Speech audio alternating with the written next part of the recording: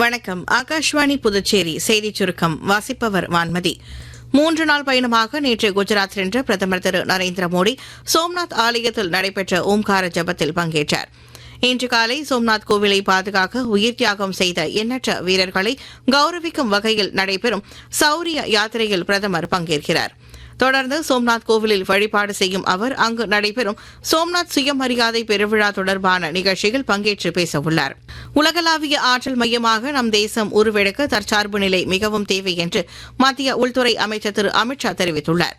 ராஜஸ்தான் மாநிலம் ஜோத்பூரில் நேற்று நடைபெற்ற நிகழ்ச்சி ஒன்றில் உரையாற்றிய அவர் உள்நாட்டில் உற்பத்தி செய்யப்படும் பொருட்களால் இந்நிலை சாத்தியமாவதாக எடுத்துரைத்தார்.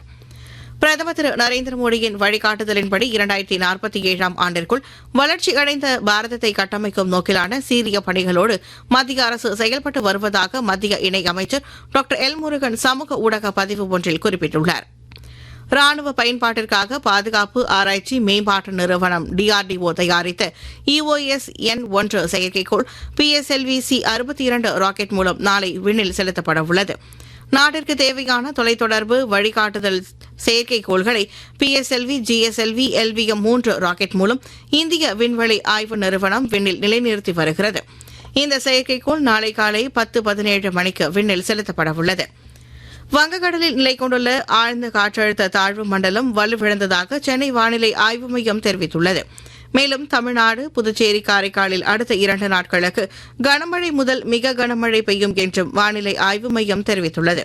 இத்துடன் இந்த செய்திச் சுருக்கம் நிறைவு பெறுகிறது.